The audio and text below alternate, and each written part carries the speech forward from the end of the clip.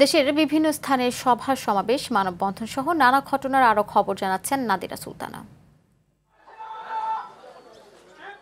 জুলাই আন্দোলনে ছাত্র হত্যা মামলার আসামি ঝালকাঠির রাজাপুর উপজেলা নির্বাহী কর্মকর্তা রাহুল চন্দকে গ্রেফতার ও বিচারের দাবিতে মানববন্ধন অনুষ্ঠিত হয়েছে। এতে বিভিন্ন শ্রেণী পেশার ৩ শতাধিক মানুষ অংশ নেন।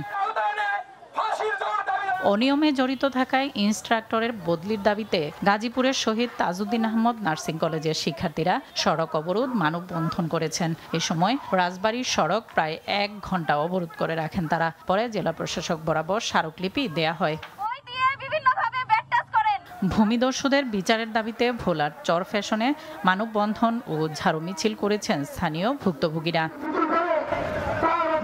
ঝিনাইদহের কালীগঞ্জের কোলাবাজারে একটি ফার্মেসিতে অভিযান চালিয়ে ২০,০০০ টাকা জরিমানা করেছে ভ্রাম্যমাণ আদালত। অনুমোদনহীন ভারতীয় ঔষধ বিক্রির দায়ে এই জরিমানা করেন উপজেলা সহকারী ভূমি কমিশনার শাহিন আলম। মুন্সিগঞ্জের ইদ্রাকপুর কেল্লা সংলগ্ন পরিত্যক্ত পার পরিষ্কার ও ২৪-এর শহীদদের স্মরণে ছবি সম্বলিত মানচিত্র স্থাপন করা হয়েছে। জেলা বিএনপির সদস্য সচিব মোহাম্মদ মহিউদ্দিনের নির্দেশে এই কার্যক্রম চালানো হয়। পটুয়াখালী বাস টার্মিনালে যাত্রী দুর্ভোগ লাঘব ও সড়ক মেরামতের দাবিতে মানববন্ধন করেছে এবি পার্টির নেতাকর্মীরা। জেলা শহরের বাস টার্মিনাল এলাকায় এ কর্মসূচি পালিত হয়। আমাদের এলাকার উন্নতি হোক।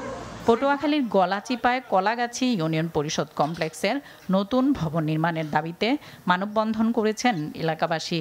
বৈরী আবহাওয়া উপেক্ষা করে এই কর্মসূচি পালন করা হয়।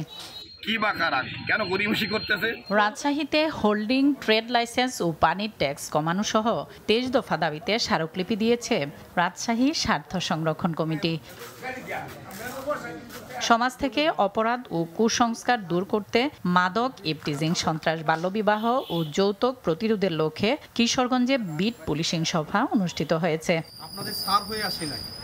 সিরাজগঞ্জের শাহজাদপুরে বাংলাদেশ ইসলামী ছাত্র শিবির এসএসসি পরীক্ষায় কৃতী শিক্ষার্থীদের সংবর্ধনা দিয়েছে। পটুয়াখালীতে মৎস্য সপ্তাহ উপলক্ষে মৎস্যজীবীদের মাঝে সাঁতার প্রতিযোগিতা অনুষ্ঠিত হলো। নাদিরা সুলতানা, RTV।